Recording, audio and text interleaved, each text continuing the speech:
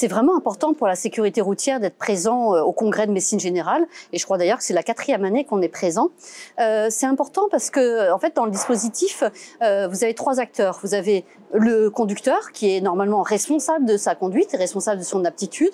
Vous avez le médecin agréé par la préfecture qui est celui qui va donner un avis au préfet sur l'aptitude à la conduite. Et vous avez au milieu, et il est extrêmement précieux, le médecin généraliste qui est le médecin polyvalent, qui est le médecin de prévention et qui va à la fois pouvoir échanger avec son patient et le conseiller.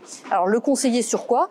Tout simplement déjà lui rappeler que c'est important que s'il conduise, il puisse être apte médicalement. Donc regardez, on a toute une série d'informations et de brochures à destination du médecin pour rappeler quelles sont les pathologies qui nécessiteraient justement d'être peut-être approfondies ou de bien vérifier avec un médecin agréé. Donc on a vraiment un médecin généraliste qui se retrouve finalement dans ce rôle de conseil extrêmement précieux pour son patient, qui doit d'ailleurs parfois, j'irais, l'interroger en fait sur le fait qu'il conduise ou pas, et à partir de cela qui vérifie si effectivement en fonction de la pathologie il y a peut-être quelques signaux ou quelques alertes ou quelques précautions à prendre. Il vaut mieux prendre une précaution et puis s'assurer qu'on est vraiment parfaitement apte à conduire plutôt que j'irais prendre un risque, parce que finalement le risque on le prend pas que pour soi, on le prend pour les autres, et ça c'est vraiment un point assez particulier dans la conduite, c'est la prise de risque pour soi-même et pour les autres.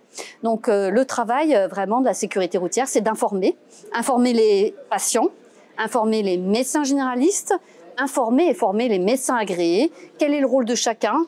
Chacun a son rôle, il est différent, il est complémentaire.